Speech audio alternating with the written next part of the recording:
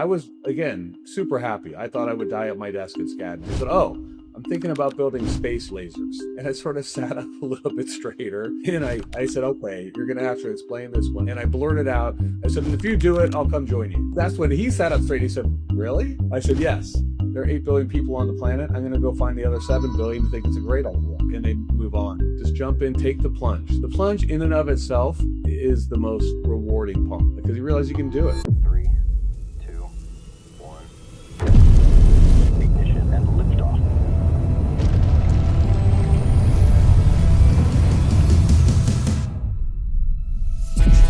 Stage separation confirmed.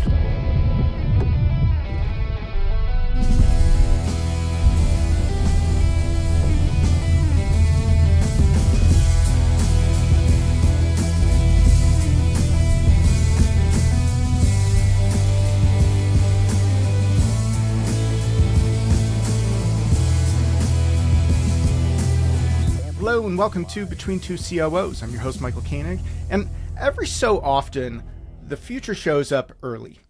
I felt it the first time when I pulled a slab of glass out of my pocket and held the accumulated knowledge of humanity in my hand. I felt it when I talked into my watch and it actually answered me.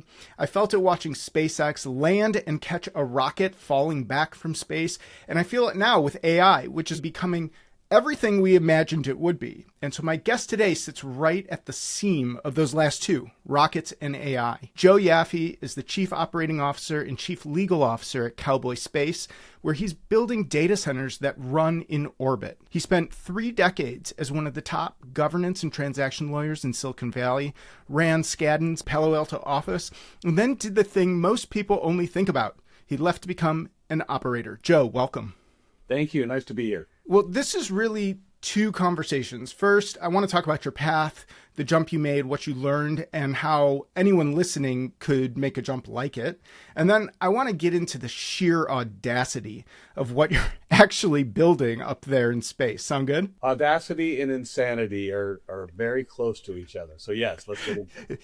It's such a fine line. Well, you told me that this wasn't on your bingo card 3 years ago, but that it had been building for a long time. Take me back to the version of you sitting across from the table from these world famous founders thinking, I could do this. When did that itch start? So it's a great question. I mean, I love being a lawyer. I came out of law school, went right into a large law firm, started at a firm called Latham and Watkins, was there for 15 years, moved across to Skadden. And that was, frankly, I thought my version of a midlife crisis was moving from one mega law firm to another mega law firm. And I say that because that gives you a sense of my level of risk tolerance for most of my career. But I was fortunate in that I had a fairly unique legal career within a large law firm.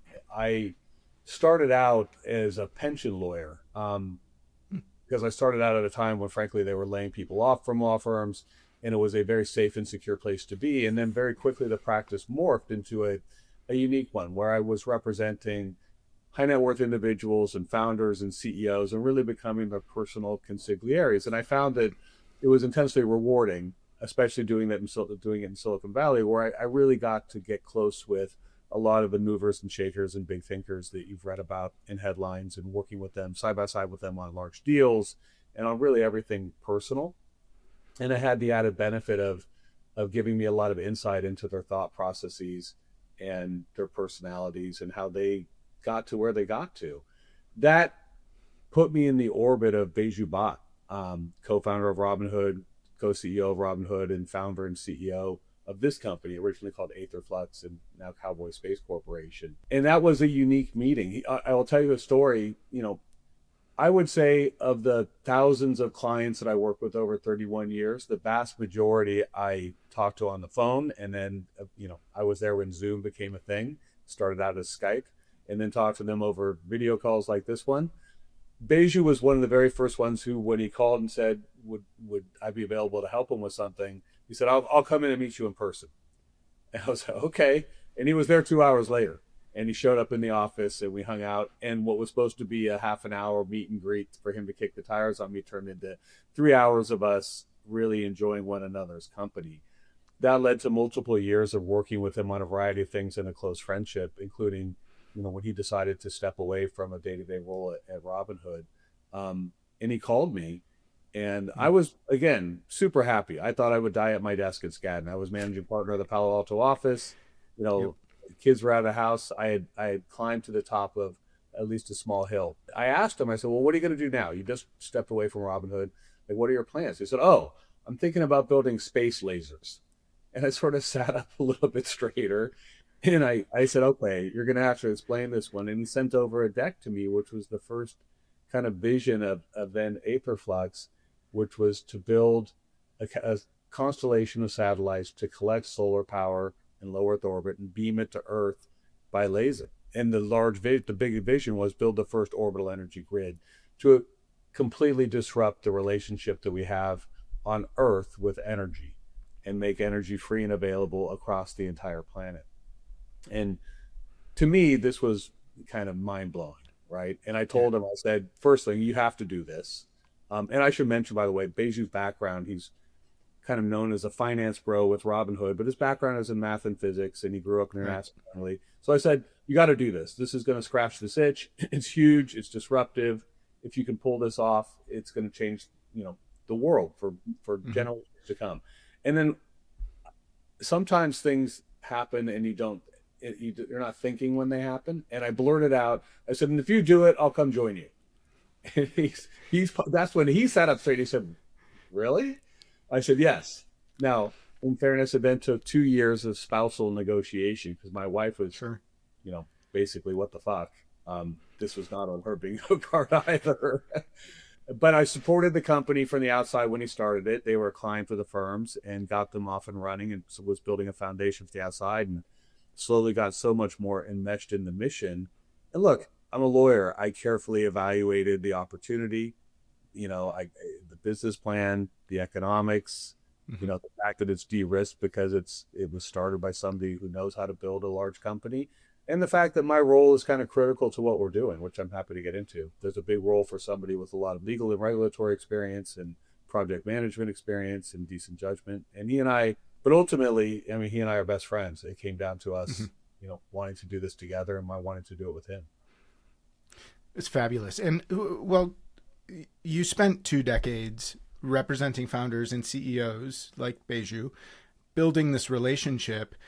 What did it teach you about how founders actually think that you couldn't have learned any other way? And then what surprised you once you were finally on the inside of it? Yeah, I've actually tried to be somewhat methodical and take away the lessons from the founders that I've worked with. And I would say they all come in different shapes and sizes. So anybody who tells you they all do this is not telling the truth. Like anybody else, they've got different personalities and approaches. But there are some basic common denominators, which I've tried to adopt myself, and I encourage others, to really think about. One is they are generally relentless. Like these are people who are willing to engage in conflict and willing to ignore no's and maybes and constantly reposition and redirect for a yes. And when they are confronted with adversity, they tend to take these highly successful operators tend to take that as simply data points and not associate it with an emotional reaction, which allows them to make decisions and respond in a much more efficient way, which is easier said than done, right? When people say that's a stupid idea, your natural reaction is to become defensive, to become adversarial. The folks that are super successful tend to say, okay, this person is in the box of they think it's a stupid idea. Let me see if there's any basis to what that position is. Maybe there's something I can take away from it. But otherwise, there are 8 billion people on the planet. I'm going to go find the other 7 billion who think it's a great idea. All right. And they move on. That's kind of a critical thing. I would say the other thing is these people are highly empathetic, meaning that they are really successful founders, not across the board, and high net worth folks and successful executives. They're very, very good at understanding who they're speaking with and able to meet them at their level while conveying the important points that they're trying to get across, which is, again, I think, a super valuable skill to constantly read empathy into your relationships with folks. And finally, they're visionaries. The simple way of putting it, people talk about, the reality distortion field that Steve Jobs used to establish. Yeah. That is a very real thing. there are so many times where I felt like I was working with these people, including Beju, where I'm like, it's his world, and I'm just lucky enough to kind of traipse along beside him because he's seeing it through a different lens with his own Right. set of rules and his own, that he's living by. Um, and sort of that's the catalyst that allows them to make decisions, without necessarily saying, I'm going to live by Mike's rules or Joe's rules. It's my set of rules within, to be clear, the bounds of actual rules like laws and regulations, but, societal norms and that sort of thing. Finding that fine line is really kind of interesting when you see it, and not necessarily obvious. No, that's exactly right. It isn't necessarily obvious. And there are so many multiple times where I'd be in the midst of a complicated matter with someone where we had to make real judgment calls. And Yeah. my judgment would be, in one direction.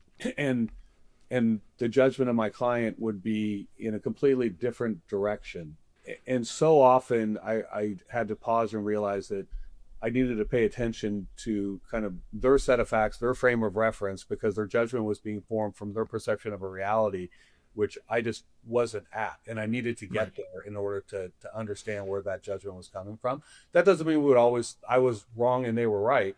It means actually often I found it helpful to adjust that perspective in order to then fine tune the advice I was giving them, which is, a subtle but important way. I think one of the reasons why my practice ended up being fairly successful. Well, let's talk about that adjustment, because as an attorney, you're trained to spot and mitigate risk. I mean, it's in your DNA. And then you're working with these visionaries, and in your words, you have to get where they are. How do you balance that risk mitigation instinct with getting on board with what they're saying? And then also, how do you maybe pull them back to reality? One of the things I learned early in my career as a lawyer is that there's an easy button for being a lawyer, and then there's a harder button. The easy button is to say no all the time. And not no in a simplistic way, but to say, you come up with an idea and I say, well, here are all the reasons why it won't work. I've recited the law to you. I've done my job as a lawyer. I've told you these are the myriad ways in which you could pay fines or go to jail. That's like second grade lawyering, in my view. And I learned kind of early on that the path to actually getting the repeat calls and becoming a trusted advisor was to balance making sure that people had complete transparency and visibility into risk, but that what they were looking to me for was coming up with practical business paths that took into account the risk and explained to them the pros and cons of the risk that they would encounter depending on what path they went down. But more importantly, being creative and coming up with new paths that mitigated the risk more entirely while still accomplishing their business goals. That's a fundamental skill that any really successful lawyer has. And it's one that I found in this position, I've had to put it on steroids. Because, it was one thing to do it in the context of rifle shot requests for advice in connection with specific matters, projects, agreements, contracts. It's another thing to do it on a minute by minute basis with 80 engineers looking to make decisions, whether the purchases or design decisions or sales decisions. And it's a challenge, but it's a super exciting one. And I kind of equate it to, I'm constantly tapping the brakes and hitting the accelerator. And I've learned over time, you can't expect perfection, but you constantly look for that middle ground where you're keeping the car moving while making sure that you hit the accelerator when you can, but you tap the brakes when appropriate. That's pure judgment. And I think is derivative of a lot of years of experience of being able to stack rank. The world is full of risk. You woke up this morning and, anything could have happened. You have to stack rank which risks matter the most and, which are the enterprise threatening risks and which are the risks that everybody needs to be aware of, but you're going to move forward anyway. When you're not in-house, right? When you're an attorney, someone hands you a contract, you sort it out, you already know something's been done, and now you are in the seat. It's different because you have to make all of these decisions minute by minute, to use your words, with no safety net and nobody to call. And I was going to ask about that judgment. So I guess previously when we talked, you spoke to me about one-way doors versus two-way doors. How do you evaluate that? And then also, can you give me a real one you faced at Cowboy? Like, what does this look like, Joe, in action, balancing the risk mitigation with getting the job done, getting the deal done? Yeah, and I didn't invent the concept of one-way doors versus Right. two-way doors, but I think it's a really effective metaphor. Because there are some first of all, in the real world, very few doors are true one-way doors. So what you're really talking about are decisions that you're going to make, which once you make them are going to dramatically impact either your timing roadmap or the cost of operating the business if it turns out to be a bad decision. And that's what I think of as a one-way door, or it's a decision that is going to dramatically impact the strategic trajectory of the company. And if you decided it was the wrong decision, you're going to be setting yourself back just in terms of the company's development.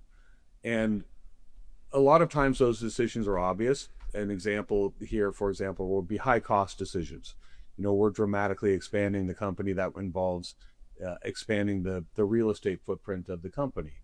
Real estate involves identifying locations and sites that are appropriate for what we're trying to do, and negotiating and entering into long-term leases, which are not inexpensive. And they're committing the company to not only significant cost and expense, but to a geographic footprint and location that will govern a lot of the logistics of what we do. I view that as a classic one-way door. Like, should we open, a large factory in Southern California, or should we look somewhere else? That's a fundamental decision that will impact the next 200 hires that we make.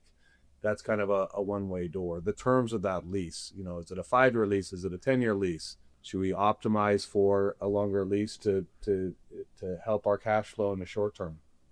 We have a saying here. We have a set of core values of the company when we renamed it Cowboy Space Corporation. And they're a little goofy sounding, but because they're all tied to Western themes.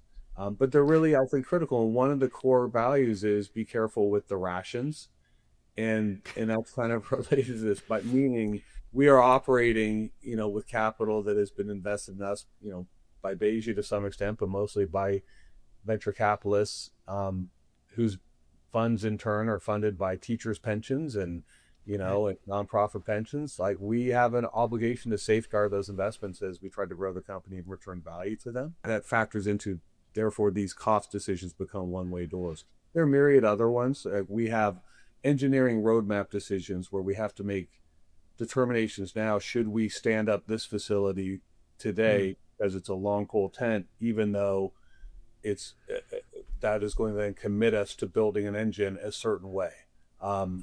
That requires, and we can get into it, a lot of interaction with the engineering team, where I've had to get very smart very fast on what does it take to actually do what we're doing. I mean, getting smart really fast. You're not an engineer. You went from zero to what you called an undergraduate level rocket science degree in about a year.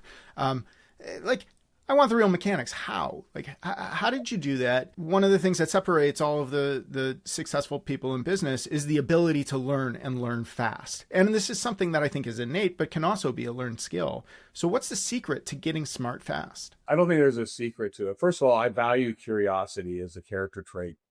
I look for it when we're talking to potential employees. I think that intellectual curiosity carries you so far professionally and personally, and it just gives you a satisfying life. So you have to start with a kind of a foundation of, I want to learn about this stuff. I'm not doing it because it's a job requirement. I'm actually really interested and fascinated by how does this all work. Those are table stakes. The other ingredients are, number one, a lot of lack of sleep. I mean, I can't tell you, for about 18 months straight, I was working full time, billing my time by the 10th of an hour, and then staying up all night. I have a room full of optics and rocketry and space law textbooks, that I just read and got into it. And then you add that to, you have to have a willingness to ask questions. And I can't tell you how many times I sat in highly technical meetings, engineering daily meetings here, where unabashedly I say, this all sounds interesting. I'm the liberal arts guy in the room. I'm the one guy in the room. Sure. I studied ancient Greek in college. I'm the one guy in the room that's not a hard engineer. Stop it. Ancient Greek. Okay. I said, so now I need you to explain it to me. And the rationale I give to the engineers, and they accept, is if you can't explain it to me, then I'm going to have some uncertainty as to whether you even understand it. Because, and I think a lot of people have experienced that. If you really want to show that you've got mastery of a subject, try teaching it to somebody else. And I'm fortunate, and I think this is the case across a lot of the engineering domains. They're luckily more than happy to sit and spend time and explain. They love talking about what they do, and so they're very generous. The team here is very generous with their time. I have standing meetings with the head of the rocketry program, the head of the software program. I like to think they enjoy educating me on these things, and slowly but surely you build up those blocks of knowledge and you become conversant. But make no mistake, you have to dedicate time to it. It doesn't happen through opie, wishy, changey thinking. You gotta put in the hours. Having, whether it's in software, whether it's in hardware, rocketry, whatever it may be, having people on the team who are highly technical, understand it, are in it, roll up their sleeves, but then can actually translate into words, not using acronyms, not using terms of art, but actually translate into language that anyone can understand, is such a highly valuable skill and so hard to find. Yeah. And it's the difference between an elite operator, really in almost any discipline, and a good or great operator. It's that ability. And look, I found it when I interacted with clients when I was doing pure legal work, I couldn't get on the phone with them and say, well, Internal Revenue Code Section 83B says blah blah blah. Right? I had to I had to explain to them, look, here's the basic idea. You get taxed this way, as a result of this, the way the code rules work, and explain it in lay terms and plain English. So that concept is one that I think was important even as a lawyer. In the technical domain, it's even more critical. It's kind of funny you mentioned acronyms, because acronyms are the bane of my existence. Because a couple of things. First of all, I found sometimes, not always, people revert to acronyms when they're trying to, as I put it, kind of blow a fastball by you. Like, I'm just going to use acronyms because I sound smart when I use my acronyms. And it sounds like I'm in the in crowd that understands it. I found early on, I made one of our people I said, enough with I need a glossary, and I want you to give me like a whole list, and we're going to keep a running list because I'm not keeping up with you. That was actually in the non-technical and the governmental context, where people were talking about all the different branches of the military and different offices in the government. Right. And I found it kind of helpful and a little bit, I think it was illustrative too, when you actually force people. Sometimes they're like, oh, I'm not actually sure what that stands for. You just always refer to it that way. Yes. That's a problem. This is good for both of us then. We're actually getting down to the brass tacks of what you're talking about. If someone uses acronyms, I'm always like, I don't know what that is. Please just write it out. We all have enough time that we can slow down and spell them out. So, but that being said, I didn't, and now that I'm a little more conversant in all of this stuff, I find myself slipping into it every now and again, and I realize I'm doing it because I'm trying to sound like I'm in the in crowd now, and then kind of slow down. So you told me part of your doing this is meaning this podcast, is your kids, and they're deciding how to spend their careers under a lot of pressure right now to go the safe, let's call them AI proof route. And you said life is all about making mistakes, and the sooner you realize that, the better off you are.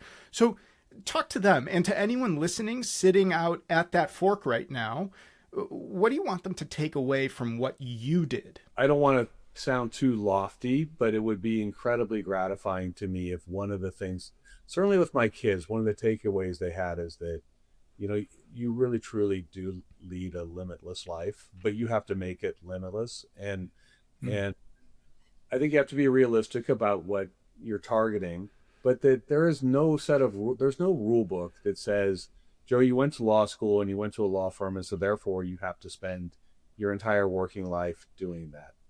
That rule book simply doesn't exist. If it does, it's entirely a creature of fiction in your own head. And that you're much better off if you sort of say, well, what would be cool and interesting, and balance that, because I am a risk mitigator, balance that with the reality of I got to keep the lights on and I got to put food on the table. I'm fortunate that my kids are out of the house now, which helps, to be candid. Sure. And they're on their own. But what are you really interested in? And then figure out a path. There's a path to get there. The path may be a little abrupt like mine was, or it Hmm. may take a little bit longer, but it is fundamentally doable. And embrace that anxiety and fear. I mean, there are so many prescriptive self-help books out there that just talk about you grow when you stretch yourself.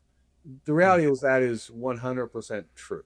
Um, and if you actually stop and you say those aren't just words on a page, that if you think that the highest and best purpose of your time on this planet is to grow to your greatest potential and to intellectually satisfy yourself and do things that make you excited every day, like you need to embrace the fear and anxiety that comes along with making those decisions. And what I try to do is kind of, what's the worst case scenario? At the end of the day, this is going to work, but what's the worst case scenario? There really isn't one. Along the way, I've built new relationships. I've learned an entirely new set of skills. I've picked up expertise in disciplines that I didn't have. I own all of that stuff now. Like I've actually, this is accretive to my personal development.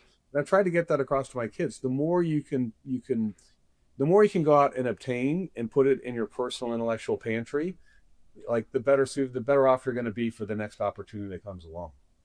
But mostly, like, don't be afraid. Just jump in, take the plunge. The plunge in and of itself is the most rewarding part because you realize you can do it. Wake up the next day, you still put your pants on the same day. You're just going to a different office. Last question on this before we go towards the final frontier. When we talked, you told me that you got some great advice from a lot of really talented COOs. I'm wondering, is there a piece of advice that really stands out where you have gone back to it several times and been like, oh, I'm so glad that I got that? In the run up to making the decision, I kind of worked my phone tree and called a lot of my clients and said, I think I'm thinking about taking a jump into the operator side. There's the opportunity. Here's, what do you think of it? And give me some advice. And I was really fortunate to get some great advice. And I should give him a shout out. John McNeil, who's somebody I work with, who was the COO at Tesla and at Lyft, and just wrote a book actually about being a COO and learning lessons. Gave me some great practical advice, just as an example, which is in this position when you're working with a visionary founder, just the mechanical details of how he interacted with Elon and along the way, for example, which all comes down to communication and transparency and anticipation. Like being a proactive operator and trying to form a mental mind meld with your CEO is super helpful. Because that's what allows you to do great work and sort of be the proper right-hand person, the brain extension of the visionary of the company. I think probably more generally, the takeaways I got from everybody were like, number one, really take stock with who you're going to be working with. Very similar in some ways. It's kind of very similar to the advice I give my kids. Make sure you're dating and thinking about marrying the right person. Like it's not quite that extreme, but like you have to do your diligence. And luckily, Sure. and have a lot of discussions. And I had a lot of discussions with Beju, but I think that goes with anybody who's thinking about engaging in a set of new relationships professionally. Like, who are you going to be working with? Do you like them? Do you trust them? Do you have the flexibility and ability to work well with them? That was kind of a universal theme. Like basically, hey, kick the tires on Beju. We've heard great things about him, but make sure you're joining up with him. And that, he passed with flying colors. And I was pretty upfront with him. I said, hey, all these people are telling me that I should make sure that I should work with you. He's like, all right, what do you want to know? Sure. Absolutely. So it is a marriage. It is a marriage for sure. It is. It's not, it's nowhere near, I'm lucky to be married for 31 years. It's nowhere near the level of that marriage, but I spent more time with the people I work with than I have with my wife, for sure. So now you make this leap, and the thing you leap into is one of the most audacious projects on this planet, playing on your expertise in translating the technical into layman's terms. First, I guess a quick ground rule for everyone listening. Joe is the first person I've had from the space world, and he'll be the first to tell you that he's not an engineer, as we know. but he spent a year catching up. So, Joe, my ask is, you take all of these genuinely complicated things. Can you explain them to us? Like, we're smart people who don't live in this world. Deal? Will that work? I'd be happy to. And let me tell you the story. So, Yeah. the company starts with the thesis that there's a limitless supply of power in space, right? You've got, especially if you are in certain orbits around the Earth where you can face the sun pretty much all the time, you can get solar power, which is 10 times more powerful than the solar power you get on Earth. So you say, all right, we've got this big source of power from the universe's biggest reactor floating around us in the sun. What can we do to take advantage of that? And we think of that in terms of, you've got this big source of power. What are the applications you can build to take advantage of that to benefit humanity? That's the starting point for everything. The first such applications is, let's collect that solar power and beam it to Earth by laser. That's actually an old idea, and the idea being that it goes back to the 70s. The Department of Energy wrote about it. Isaac Asimov actually wrote a short story about it called Reason back in the 40s. It's an old idea, and it relies on fairly basic fundamental physics. The only thing that was holding it back is we didn't have the ability to get into space in as cost-effective a way as we do now, and the pointing and acquisition and other technology wasn't quite there, all of which we've been able to develop in-house. But the concept is kind of simple. You beam that light down, you convert it into photons that are beamed by laser down to a ground station where it gets then absorbed and reconverted into electricity. That's the simplest way I can put it. Now, that's super interesting and really cool. And by the way, the size of this ground station is about 15 meters wide. So you're talking about taking something from 500, 600, 700 kilometers in orbit and hitting a spot that small is a little bit hard to get your brain around. And we're demonstrating that, by the way, in October. We have a launch going up that will do this for the very first time in history. But then we started thinking about, well, that's great, but that provides some power on the ground. Until you get to scale, it's not the answer to power humanity. And then it became very obvious that the single biggest energy problem on planet Earth right now is powering the insatiable demand for AI compute. So we thought about, well, what if we beam that power to to terrestrial data centers? What if we, rather than connecting these data centers up to the grid, we beam the power down? And we kind of concluded it's not the right tool for that. And the reason is because you lose a lot of power efficiency as you beam the laser through the atmosphere. So then we said, well, what if we just brought the data center into orbit? And that's when we started having really interesting discussions. And it's worth taking a step and talking in very simplistic terms about how commercial space works. And by that, I mean, forget going to the moon and all of that stuff. Like how does commercial space work? And commercial space fundamentally is a delivery business. People build a rocket. That's the thing you see that blasts off. And there's a second stage usually, where the second stage is a big container. And the way the businesses work is you load your satellites into that second stage. The rocket delivers that second stage into orbit, and those satellites get dispensed out in low Earth orbit. That is fundamentally what SpaceX does. That's fundamentally what Blue Origin does. And it makes a lot of sense because the commercial demand for space through today has been for things like telecommunication satellites or Earth observation satellites or governmental surveillance, spy satellites writ large. And if you think about how those work best, they work best when you've got large constellations of smaller satellites that cover as much of the atmosphere as possible in order to be able to provide connectivity. Like think Starlink, think broadband access, for when you're watching television, satellite TV. You want to be able to hit everywhere you can on the ground. You don't want to just hit one spot.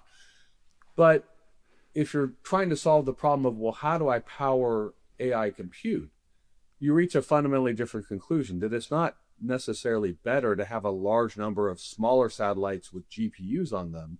You're much better off, strictly speaking, having a single container with a larger number of highly interconnected GPUs. To give you a simplistic example, imagine you and I had 100 GPUs and you're sitting on the East Coast, I'm here on the West Coast. So we said, I'll take 50 of them, you take 50 of them, let's run compute jobs and we'll connect to one another by fiber across the country.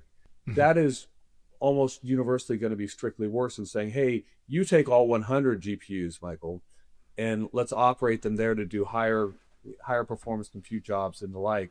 That's basically the concept that we wanted to gravitate around, to put more highly interconnected GPUs into orbit at the same time. And then you say, well, if that's the case, why would we live with an architecture where we have a second stage that we pay money to lift into orbit that then releases a bunch of things? Let's just turn the second stage into the data center. Let's just make that vehicle rather than, and by the way these second stages work is they usually dispense the satellites and then burn up on re-entry into the atmosphere 120 seconds later. So you spend over $1 million every time to put something into orbit that burns up. In our architecture that we designed, that second stage remains in orbit, and that is the data center. And then the epiphany that we had, and it was really, I mean, I'll never forget kind of the flurry of texts and phone calls, and then we all got together, was that one of the issues with operating electronics generally, but specifically GPUs in space, is they generate heat. And space has no atmosphere. And so you need to cool those chips, and there's no atmosphere within which to disperse the heat. The way you cool them is through, you radiate the heat away. You basically glow it away. And there's a mathematical equation to determine how much raw metal you need to glow that heat away. We realized if we keep the second stage in orbit as the data center, we now have lifted a bunch of metal. Let's make it so that second stage itself becomes the radiator. So the size of our second stage, once it's in orbit, actually they unwrap from the second stage giant sheets of metal that serve as the radiator to cool the chips. Now you say, well, why was that so impactful? Because from a cost and efficiency perspective, and we look at this through a very strict business lens, you want to maximize the efficiency of every kilogram you're paying to lift into orbit. So if I can make it so that one piece of metal is serving both as the data center and the radiator, I've now cut in half the packaging efficiency. I've improved by 2x the packaging efficiency of what I'm putting in orbit. That starts to make the economics of providing compute to people on Earth much more feasible. Because one of our North Stars is this only makes sense as a business if we can actually provide compute power that is at or below the cost of providing that same compute power on Earth. Otherwise, it's a science project, and we're not interested in building a science project. So by creating this packaging efficiency of not only getting more GPUs into orbit per launch, because we have the entire second stage, not a bunch of smaller satellites that are all highly interconnected, and that same metal that we're paying for can now be used as radiators versus having to lift up both the second stage and additional heavy radiators, we were able to close the economic loop to provide the compute power on a GPU hourly basis, which is the metric we think is the most important. A lot of people are focusing on like dollars per kilowatt hour, cents per kilowatt hour. Sure. What matters is, will people buy this, and will they buy it thinking that it's indistinguishable as a product from buying it from a data center that's sitting in the middle of Kansas or North Virginia for the same cost or less? And this packaging efficiency unlocks that. That was the great epiphany. Now, the practical issue with doing that, you say, okay, so you've got a rocket and you've got a second stage that is the data center. And by the way, in orbit, what happens, the sides of the second stage become the radiator. It's powered by solar panels, which are unfurled from the top of that second stage, which we're manufacturing in-house. And if you go to cowboyspace.com, there's a great video that illustrates this even more clearly. It's an amazing video. I'll post a link. It actually is a super cool video, especially if you turn the sound up. But what we also conclude is, well, the cost element to the economic equation is the cost of launch. And we're focused again on bringing the economics to a place of the most efficient as possible for the company. And we determined the next step was determining that we needed to build our own launch vehicle for a couple of different reasons. Number one, this is a fairly large vehicle, so it's about 22,000 kilograms that we're targeting to lift to orbit. So that's a lot of weight, a lot of mass. And we need a vehicle that's capable of doing that. And it didn't make sense to us to effectively pay for the margin that other launch providers are providing and be completely reliant on them for capacity to deliver our data center into space. And it gives us the ability to streamline engineering because we're designing a bespoke rocket that's intended for one purpose, which is to lift this data center to space. And it also allows us to sidestep in the initial phases. This works from an economic perspective, even if that rocket is not reusable. Like you alluded to before, one of your great tech moments was watching SpaceX catch the first stage, which is, I will not quibble with you, extremely cool. Like it's kind of mind blowing, but we don't even have to do that. This thing makes money, put simply, even with a non-reusable rocket. What we're really building is a rocket which looks more like a hypersonic missile with a data center on top than it does a vehicle which is designed for other purposes, like doing repeat launches, multiple launches to get as many Starlink satellites up in orbit as possible, or trying to ultimately get you to the moon or to Mars.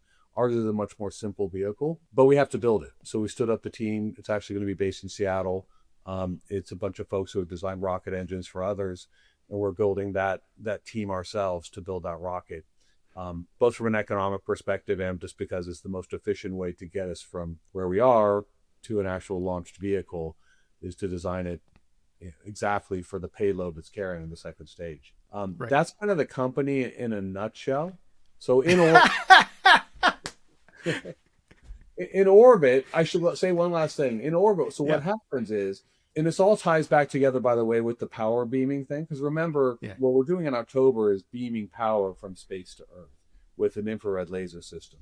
That laser system is the backbone of an optical data transmission system using the same PAT technology that allows us to pinpoint spaces of places on Earth, where data will be communicated up and down to this second stage that's up in orbit via laser, photons and electrons. So the whole thing together will be beaming data up, computing it on orbit with frontier GPUs, and beaming it back down to Earth. Now, why does humanity need this? We think for a couple of reasons. Number one, when we get this done and we're at scale, and each one of our rockets puts about a megawatt of compute power into orbit, so about 792 GPUs, depending on what chipset you're looking at, it's going to fundamentally reshape the way we think about the relationship between energy and AI compute, because these are not just behind the meter, they're off the grid entirely. There's no water, there's no grid connectivity, there's no terrestrial real estate and zoning regulation. They're in orbit. Probably more interestingly, what we're doing is taking the current process of putting GPUs to work, where you say, let's go build a data center, let's identify a site, let's get the real estate, let's talk to the zoning people, let's battle with state and local regulators. We're turning that whole process, which currently takes 5 to 7 years, into an industrial manufacturing process, so that at scale we can get chips from a factory, validate them, and integrate them into a satellite and into orbit and operating in a matter of weeks, not years. That's important because chip technology keeps developing on this incredibly aggressive pace. So we'll be able to get frontier GPUs into orbit to power real terrestrial compute jobs, in a fraction of the time that we think it would take on Earth. That was a masterclass for all of us. And what I love about this whole corner, by the way, is that it's a cluster of companies asking like sci-fi questions. You mentioned Isaac Asimov, right? These are things that sci-fi writers have written about, and we're asking these questions and solving these problems with a completely straight face, which I absolutely love. And you made a lot of the technical challenges sound very simple, but I do want for those listeners who aren't as familiar with this, these challenges are incredibly difficult. First, let's just talk about the chips themselves, which NVIDIA has actually made a space chip that can withstand solar radiation and all of the hardships of space out there. So that's one that's potentially checked off. And I think it has been tested in space and actually works. We're actually we're their technical, just a note, we're the technical collaborator with them. We're sharing Oh my our gosh. testing, our thermal backing. So we're working with them, very, very close as they develop that new chip for their inventory. That's so cool. And then you touched on the cooling, which is, to your point, there's no air, there's no water in space, so you can only radiate the heat away. Those radiators, they would be roughly the size of like 4 tennis courts. And so that was one of the things that I was kind of wondering here, which is you're sending up 22,000 kilogram payload. It has the solar cells in the stage 2. It has the laser components to beam back down. It has all of the GPUs, how many hundreds you're putting on there. And then you have this massive cooling challenge that you have these large radiators for. I can't wrap my head around that. But it sounds like you guys are very confident. Like, isn't this still theoretical? It's theoretical, but the beauty of it is we're not breaking any laws of physics. So this is a pure engineering and execution challenge. It is fixed and determinable how much radiator mass you need under the Stephen Boltzmann equation, which is the equation you use to determine this, how much mass of the radiator you need to radiate this heat away. That's fixed and determinable. So then it's a question of how do you build something that will be effective enough so that it will unfurl the way I described it without breaking. They will have hinges. How do you connect? This will have liquid fluid cooling loops that will run through. Okay. Where we'll use some of the propellant to deliver the heat throughout the radiator. How do you make that system so that it actually survives launch, so that it survives in orbit? Those are execution challenges. That's no different than you and I getting together to build a coffee table, and because neither of us are woodworkers, we build a really shitty version, but then a great woodworker comes along and builds a coffee table. We just have, we have really elite engineers who are thinking through the execution and engineering challenges of how you actually build it.